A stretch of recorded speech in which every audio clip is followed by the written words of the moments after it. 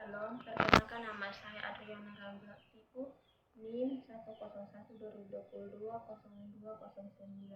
kelas F semester 2, Prodi Pak, mata kuliah tugas UAS pengantar teologi sistematika.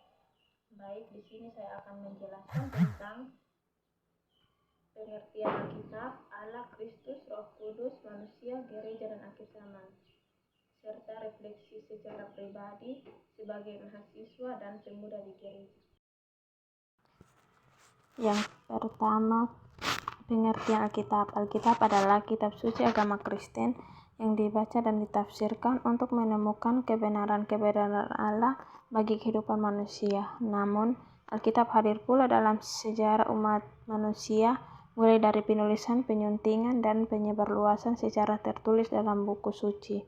Alkitab juga dapat memberitahukan kita bahwa semua manusia sudah berdosa dan telah berada di bawah kekuasaan kekal.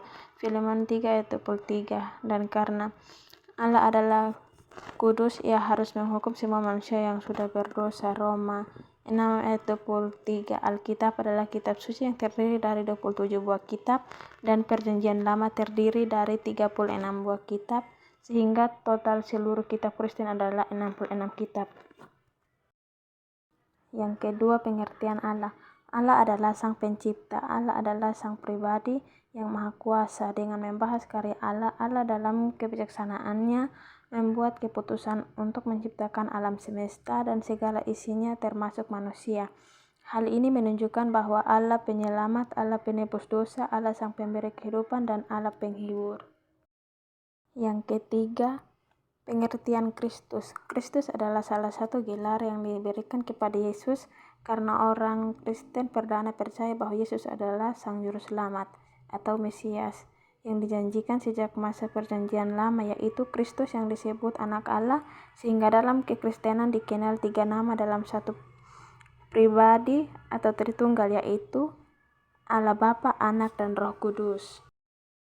Yang keempat, pengertian Roh Kudus.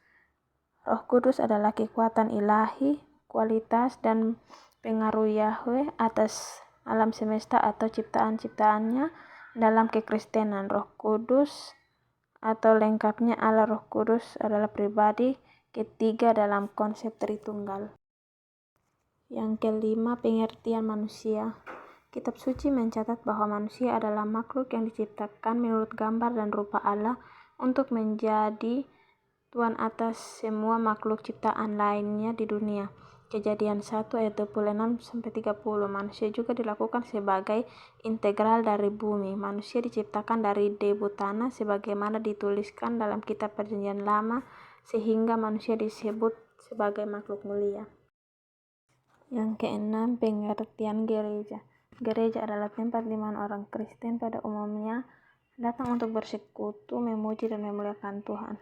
Peran utama gereja terkhususnya ialah memenangkan orang-orang yang belum mengenal Kristus dan juga kepada pertumbuhan jemaat, termasuk remaja dan anak sekolah minggu sebagai generasi penerus yang harus benar-benar diperhatikan pertumbuhannya sebagai dunia semakin maju dan mengalami banyak perubahan. Pengertian akhir zaman. Akhir zaman adalah periode waktu yang dijelaskan dalam ekskatologi dari agama-agama dunia yang dominan, baik Abrahamik maupun non-Abrahamik. Akhir zaman digambarkan sebagai peristiwa kesengsaraan makhluk di bumi, di mana peristiwa ini datang sebelum kedatangan Kristus yang kedua kalinya ke dunia, yang akan menghadapi antikristus dan menghantarkannya ke kerajaan Allah. Refleksi diri sebagai mahasiswa dan pemuda di gereja.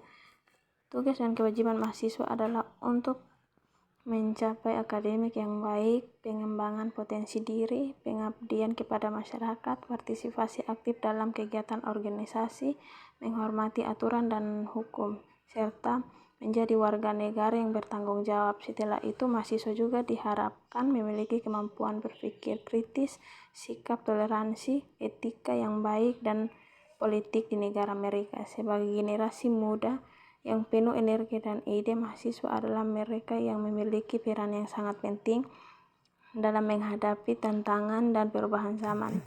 Mahasiswa diharapkan menjadi pembawa perubahan positif dalam masyarakat menghadapi berbagai isu sosial, politik, ekonomi, dan lingkungan, serta menjadi agen perubahan yang berdaya saing global. Demikian penjelasan singkat dari saya. Sekian dan terima kasih. Shalom.